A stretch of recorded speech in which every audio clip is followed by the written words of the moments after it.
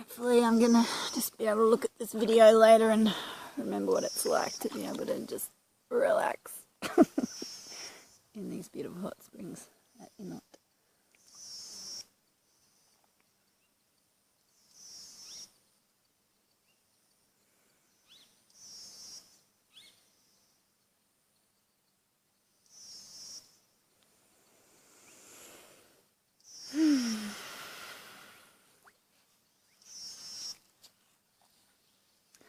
So I'd like to share with you about some experiences I had in Bali, visiting a school there called Sarihati, and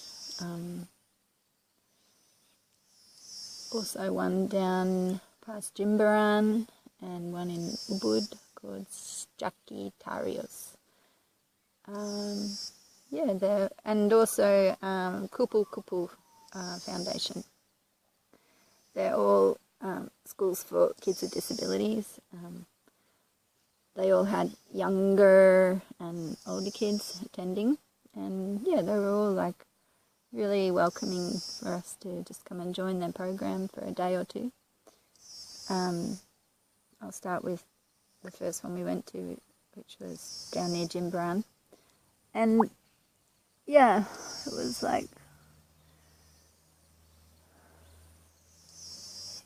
I guess with travelling with Freya and not having like a stable home or something, like, you know, she's been missing out on having that peer group of friends, which she never really had in Australia anyway, but yeah, she had built up a bit of a group of friends in the Philippines. She was going to the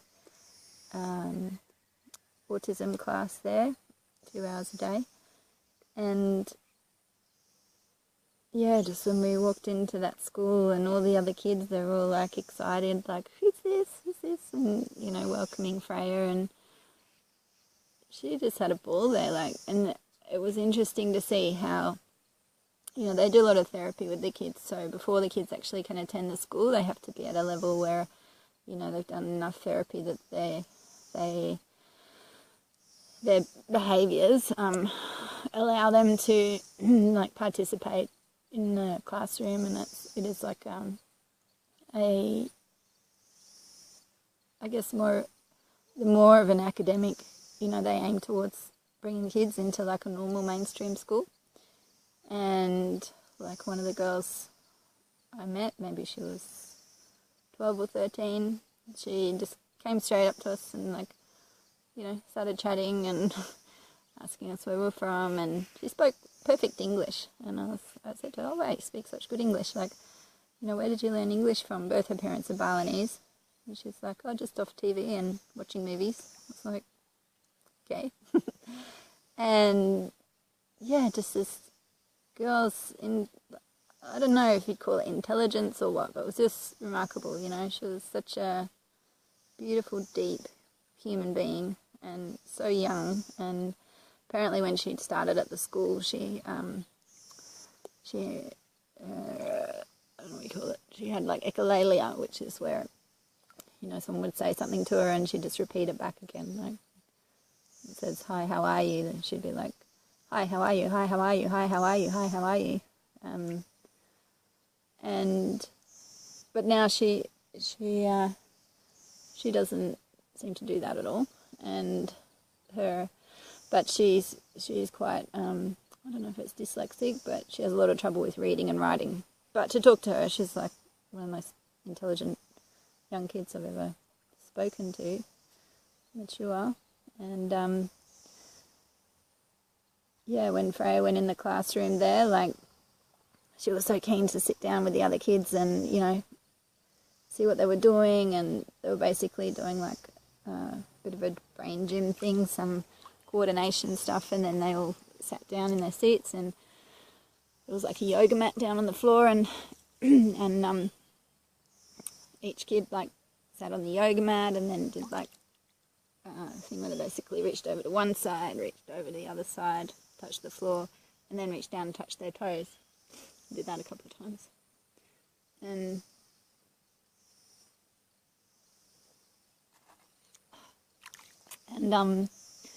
yeah, like Ray was just like watching, and then when it was like all the kids had their turn, and she sort of like, okay, and then she just got down on the floor and she did it, like sitting there, and like, and the teacher like went over and helped her and stuff, and she just looked so excited and so eager to participate, you know. Like I try to do brain gym stuff with her all the time, and it's just like, oh yeah, mum, whatever.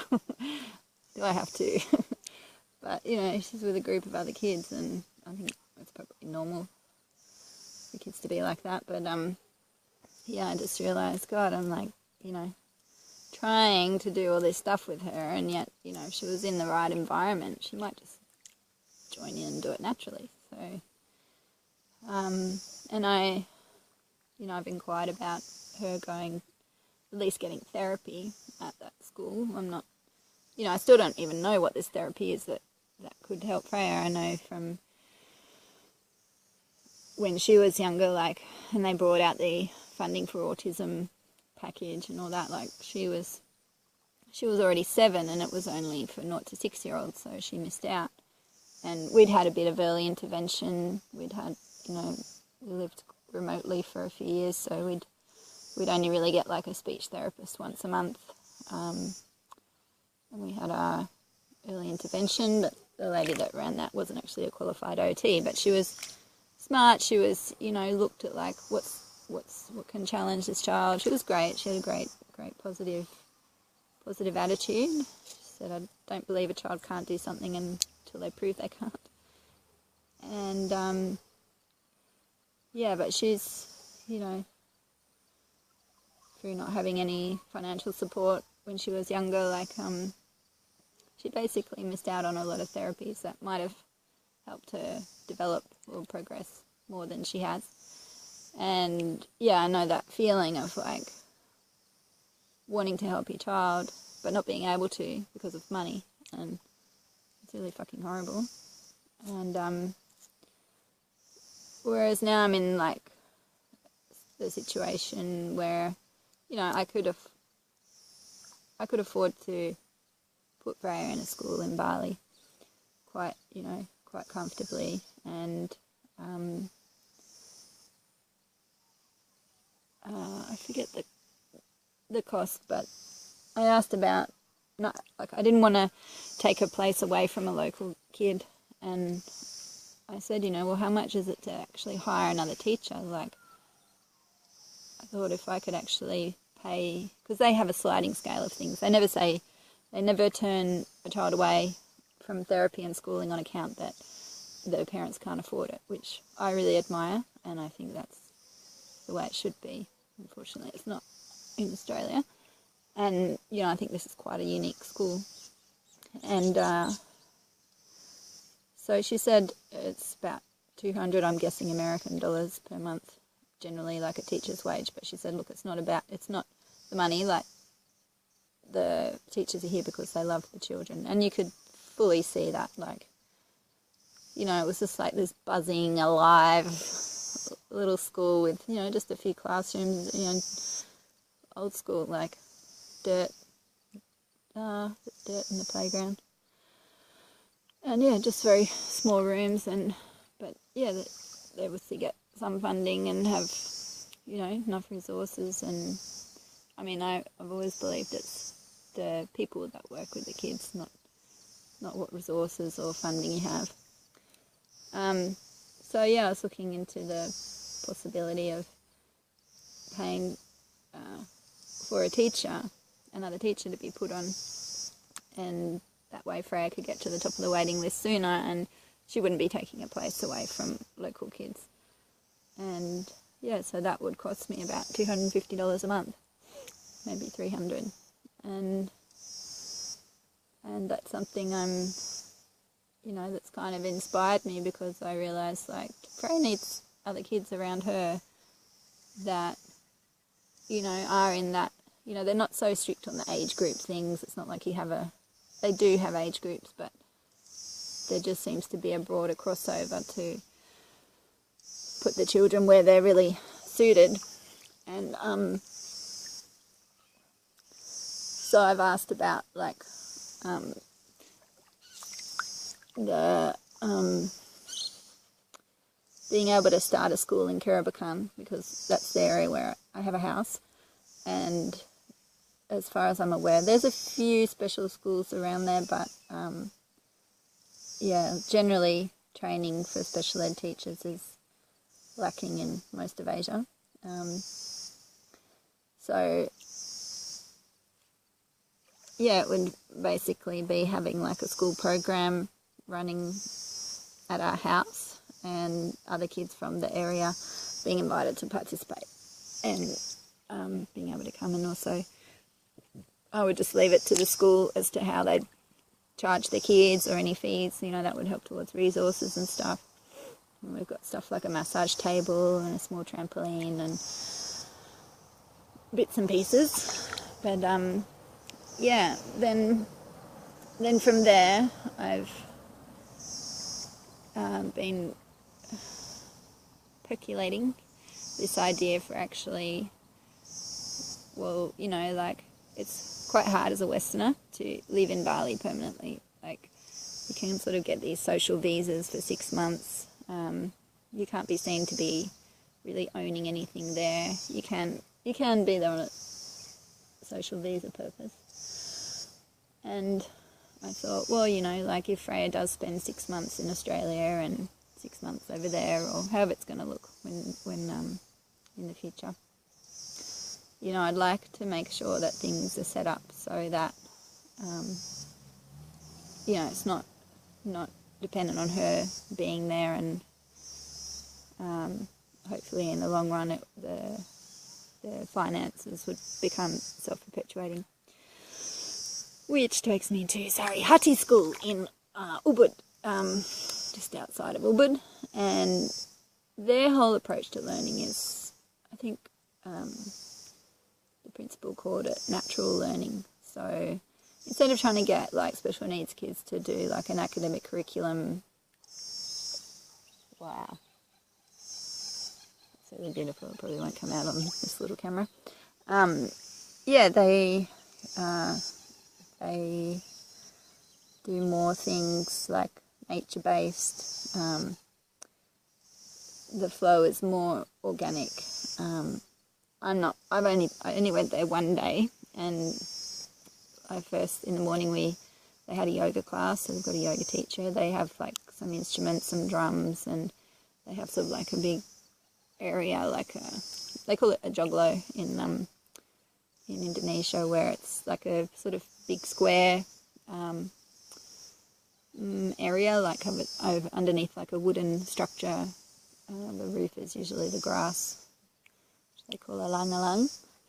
And yeah, I just helped Freya through the yoga class. Exhausted by the end of that. And what did we do after that? Then they did some dancing stuff. And then I chatted to the principal, and she just joined in. I'm not sure what exactly activities they were doing. I think it was still dancing. And yeah, she just like blended in and got in with their program. And then after I was speaking to the principal for probably like half an hour, I just said to her, oh, I'm feeling a bit pooped, and and she said, oh, you need your time, so, you know, just opened up a little room for me and put a cup-up mattress down and said, just chill out, relax, take your time, do whatever you need to do. And I was like, wow. So I did, and yeah, it was nice. Nice bit of time to just sort of recover and have a bit of time for myself, which was awesome. And yeah, the principal, her approach also, what she mentioned to me was around that a lot of approaches like ABA, applied behavioural analysis, they basically work on trying to treat a behaviour that the child has. Whereas in a more holistic approach, they look more at, well, why does the behaviour exist? in the first place. Like, what is causing that behaviour to be there? Is it something the child's uncomfortable about something? Is it too overstimulating or understimulating? You know, what's their experience being in their bodies?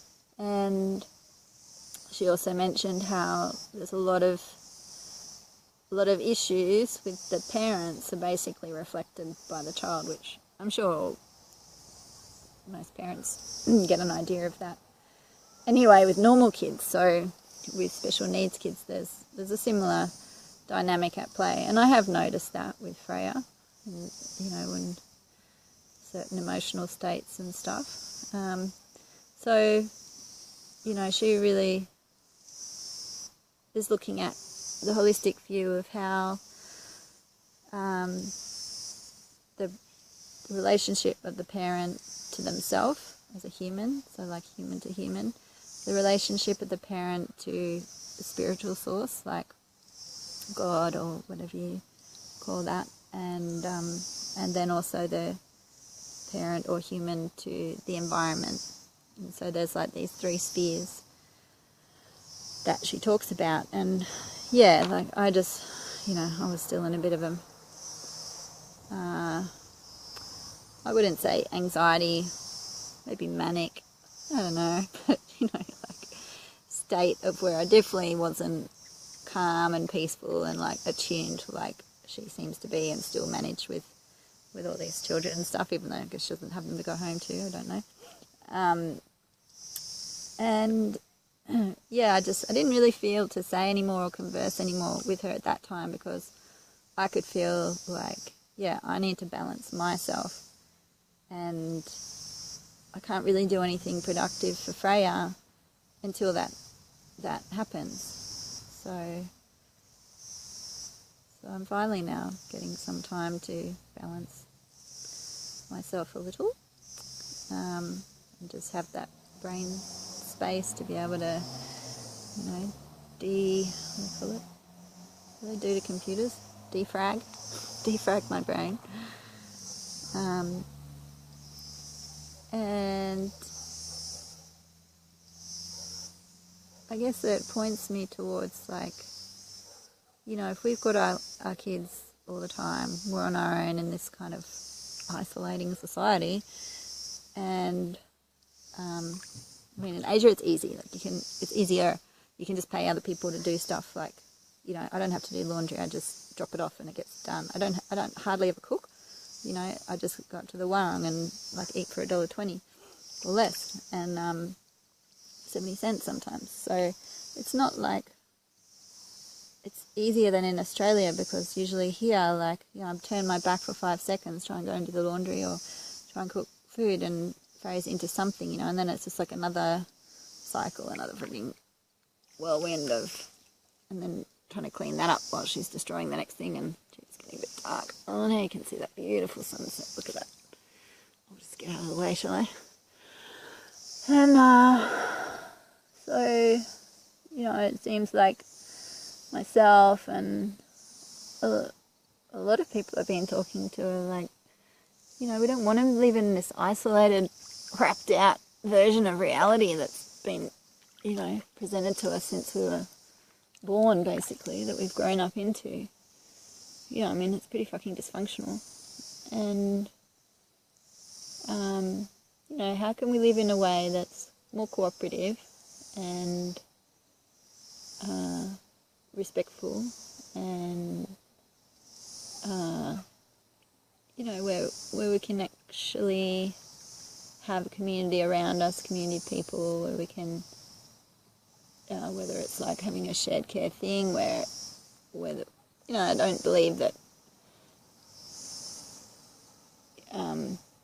you know, there can be like this volunteer element, but I see a lot of places where volunteers get abused, and, you know, I've experienced those situations as well, and heard of ones, you know, even places that are supposedly spiritually enlightened, like yoga schools, and which basically use volunteers like fucking slave labour.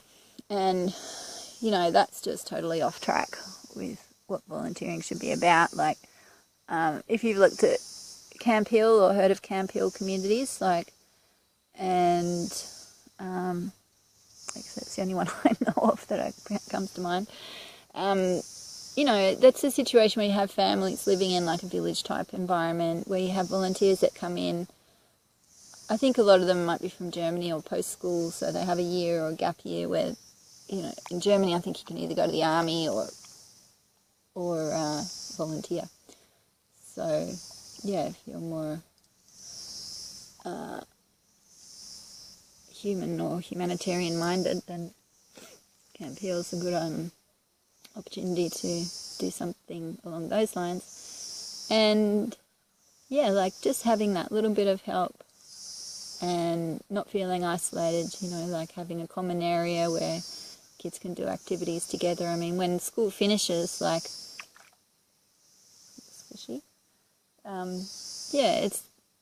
I don't want to live isolated. I don't want Freya to just be carted off in a bus to some disability program, you know.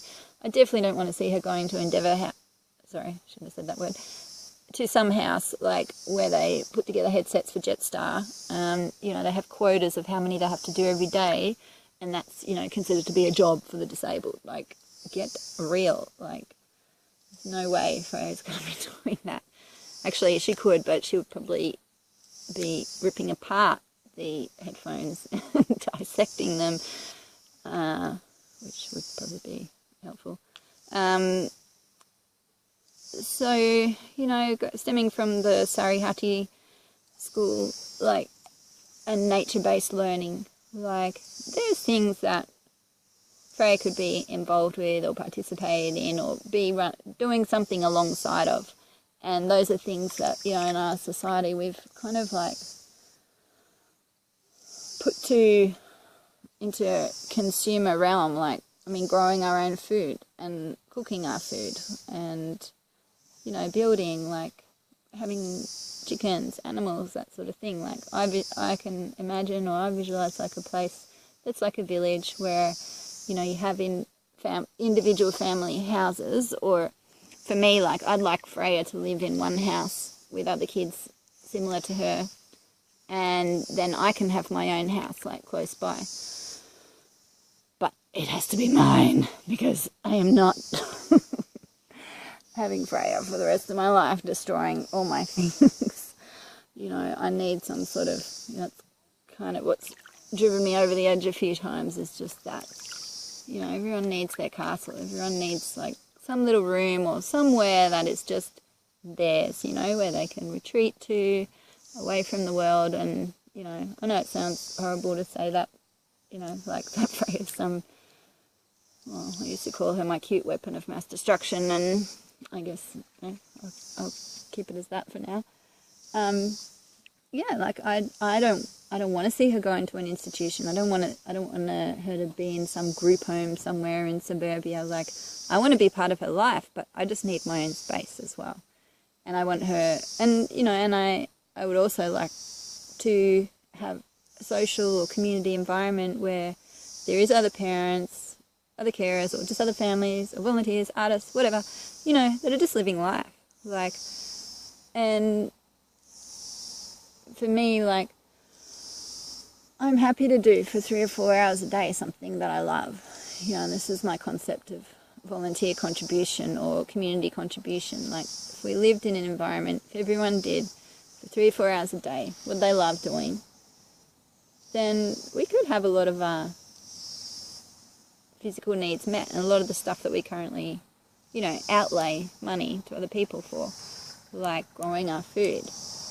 Not all of it, but, you know, like, majority of it, like greens and, my God, and I swear, in the last year, since being away, everything in the supermarket in Australia has doubled in price, just quietly. Australia, you're getting slowly brought to the boil, like, you know, the frogs in that fry pan or whatever it is.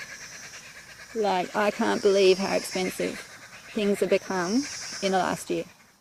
It's unreal. Like, I would not be able to afford to live here if I was back here. Yeah, I don't know if it's the standard of living I'm used to in Asia. I mean, I don't have a great deal of things in Asia. My house has just got mattresses and just making some bamboo beds at the moment, actually. But yeah, I mean, I'm used to a basic quality of life, but you know, I'm used to like tomatoes being 5 cents, not like, or even avocados like $5. My God, like crazy. Anyway, so things like growing our food. Hello, cockatoos. Or are they kookaburras? No, it's kookaburras, sorry. Growing our food, preparing our food, like harvesting our food. Like I can imagine that Freya would be quite good at, you know, doing a bit of gardening, a bit of digging, a bit of planting, a bit of weeding, a bit of picking flowers, you know. She could help washing vegetables. She already helps doing peeling. She can husk coconuts, like scrape coconuts to make coconut cream, pardon me. And, you know, I'd like there to be a kind of community business where we produce a little product that we can sell in like a shop that's part of our village. Have a restaurant, you know. Maybe Freya wouldn't be serving customers, but maybe she could take drinks out to people and learn not to drink the drinks while she's taking them out. And that's like the Stakitaria school in Ubud. Some Netherlands people started that foundation, and the kids there, they have this great program as well. You know, they do music, they read stuff, they have a little academic bit as well. They have a couple of classrooms upstairs, and they have a warung, which is a restaurant, like a little cafe at the front where the public can come in and, you know, support the project financially. And they have a little shop where all the little beads and things that they make, crafts, ceramics, are displayed and sold. So, like, it's not rocket science. Like, it's happening. There's people doing it. And in Batam, which is over near Singapore, Indonesia, there's a school there where one of the young guy, like, he's actually one of the what's it called? Like youth entrepreneur, ambassador, and he is helping start so they have a school there, a longer range project, which is around, you know, having a farm where there's they have a carp farm, so there's like a big pond, and, you know, the kids get in and do carp fishing with the teachers, and they also harvest bananas and make banana chips, which they sell in a little market stall. And carp's really yummy in Asia, not that I've eaten it, I don't think I really would, but yeah, it's like activities that those kids can enjoy and be a part of. And like I thought for Australia, you know, like I started this project down in Cairns a couple of years ago, I don't know how many years ago it was now, but I thought, well, you know, we have all these refugees from Bhutan in Cairns. They're, you know, come from a farming background. They've been asking, like, you know, for land to farm, to start farming, to start their own businesses. So I found and I'd come across a small area of 1.6 acres over going towards Yarrabah, and where actually the Hmong people have their market gardens. And if you don't know who the Hmong people are, they're from northern Thailand. They came to Australia as refugees. Oh, I don't know my facts very well, but I think it was around the Pol Pot regime, because America promised them whatever that word is, immunity, and just pissed off, and so they ended up coming, a few of them came to Australia, and it was actually the Chinese that lived in Australia that helped the Hmong people. Like, they gave them land up at Lakeland, these guys that I know, and they're lovely people, like, they're over there at Yarrabah, so I bought one of the little farmlets there. Not bought it, I just leased it, just bought the shed and stuff. And yeah, I'd hope that or I could see the possibility that, you know, these people, they don't speak a lot of English, but with most disabilities, we use pod books, so, or sign language, or English could be part of a learning program on the farm, in the farm context. And a lot of them have been put through, you know, the CERT 3 or Cert 4 in disability and aged care, but not a lot of them have got jobs. And, you know, why... I was like... And for them, like, farming is like the community activity. Like, when they'd come out to my farm, like, they're brilliant workers, brilliant farmers, and they're four guys. They cleared all the weeds off this 1.6 acres, and was it 1.2? And they got stuff growing, you know, like had some irrigation. All the irrigation was already there. They were growing mustard lettuce. I call it mustard lettuce. They call it something else. Tomatoes, beans, chili. A lot of it's still growing prolifically, the chili, and like, why couldn't disabled people be involved in that sort of activity? Because they farm like a community. It's like a group of people just doing their thing, hanging out, and, you know, it's like, it would be easy for, and when I was there with Freya, like, she was just part of the scene, you know, like, and those Asian cultures, they have so much more of a like sense of communal or family responsibility for others. And, you know, Freya like put her foot in a bucket, or she was getting into something, there'd be someone there just to turn around and help her, or get her foot out of the bucket. And yeah, it was just a nice environment. And I had the social interaction as well, because that's what I find a lot is you know, I forget how to have conversations with people because Freya doesn't talk. And a lot of the time I'm just on my own with her. And that's like when I'm in normal public social situations, I've got to watch her the whole time. Like, I can't really focus on a conversation because she's, you know, constantly trying to eat someone's ice cream, or, you know, doing dash or something else. And so yeah, I mean, for me there I could see that Freya could quite easily, you know, be part of like a program where people are doing farming activities. And I mean, they waned a bit in their motivation, and I think that comes down to the welfare system we have, that there's no actual urgency. And they were sort of complained a bit about transport, the cost of fuel getting there, and of course, you know, in the first few months doing all the work, they weren't making an income to start with. So I think they sold pretty much everything within their community, and I forget the figure, sorry, on what they actually made from the crops. I'll try and ask.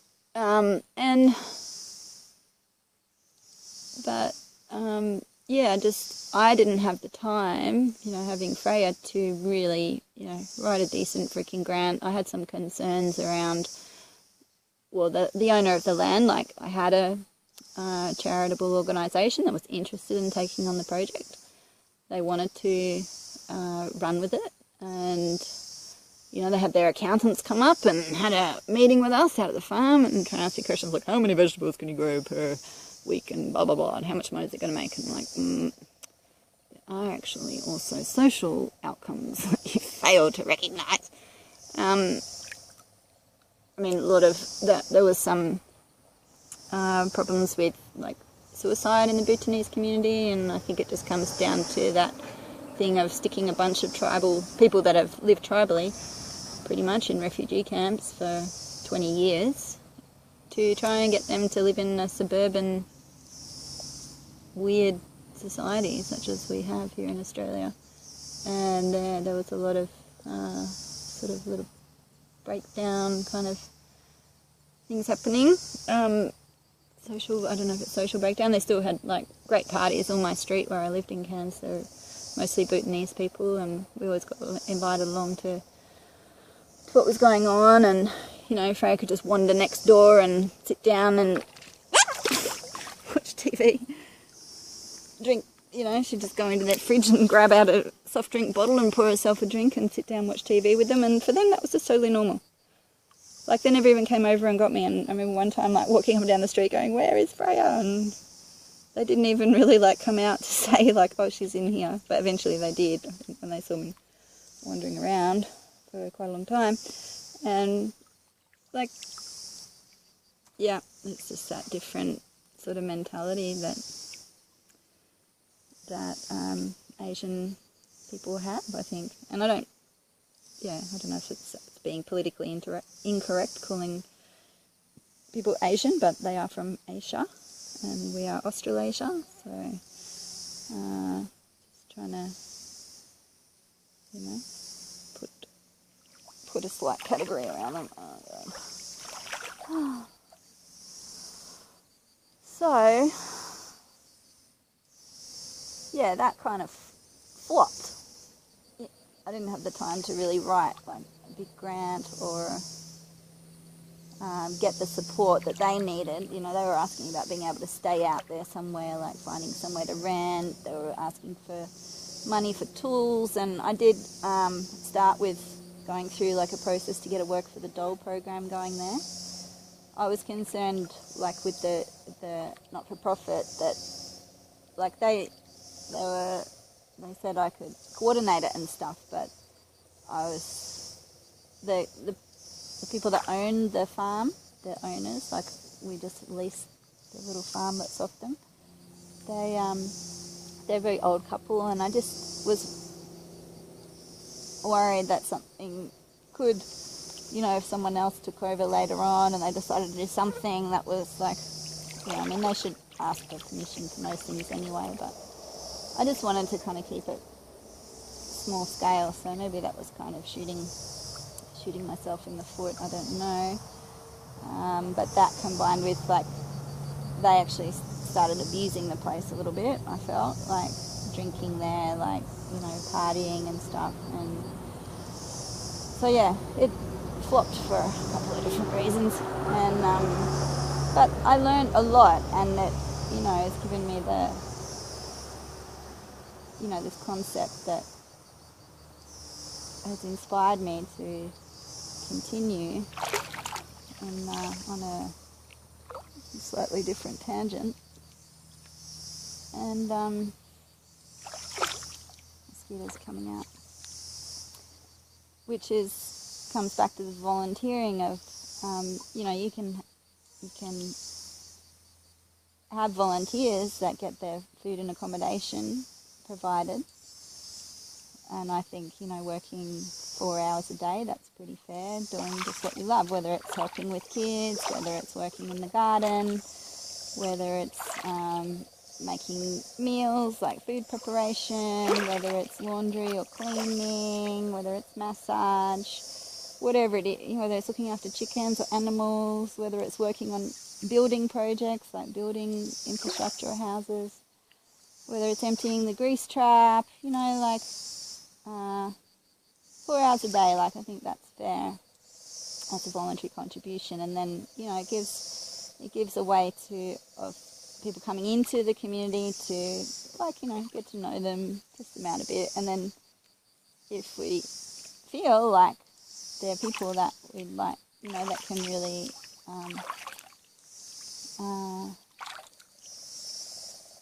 where it's mutually beneficial, where they can find, they can get paid work, and it can contribute to something, whether it's caring, I guess it's mainly going to be caring for the kids, but could be other projects as well, like to do with the community business, running workshops, like helping train aides or teachers or train carers.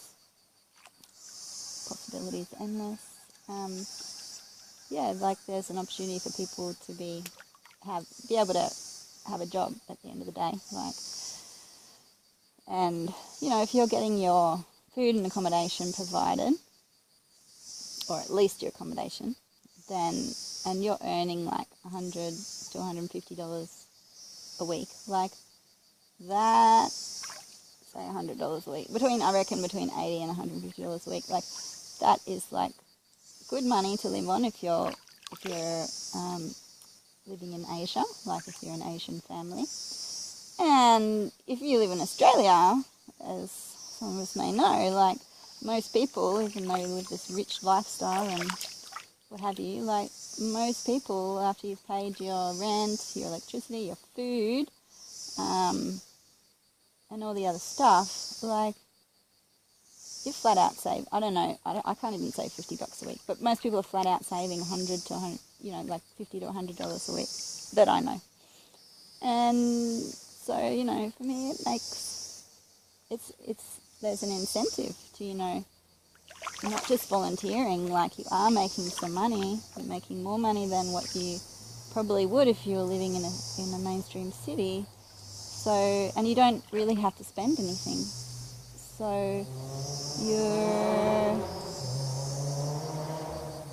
winning. It's a win-win. And that's the kind of situation I like to see, to be able to have help with our kids, to create a community, a living environment where, it's win-win, there's mutually beneficial outcomes, and where we can have help with our kids that's affordable. Going back to the teacher thing, it costs in Australia, it costs for 1 hour of therapy $125. So for the equivalent of 2 hours of therapy in Australia, I can pay a teacher's wage for a whole month, or a therapist's wage for a whole month, someone that's been trained to work with kids. So, just weighing it up. I mean, we have funding now through NDIS, so it's not actually an out-of-pocket thing for me, but it's still like, where's the value? Hello? But I need sort of some time and to be able to coordinate all this with other people to set this up. And next I'll talk about the financial structure in terms of like funding from families, and I'm going to call it co-investing, and there will be some crowdfunding as well. And it's basically around, setting up that school that's the centre of the community, like having that training facility, that workshop space, having like local kids coming to that school, and then as like a foreigner, like having a timeshare type investment, something like that, and having a house where I can come and stay there with Freya, whether it's 1 or 2 months, like each share will be like for 1 month a year. So I'm looking at around 4 to 5 grand being a 1 month a year share for 10 years. And then there's $300 a year running expense, which is basically just maintenance staff for the general area, keeping the house clean, tidy, bits and pieces. So that's what I'll be talking about next. Enjoy, because I am.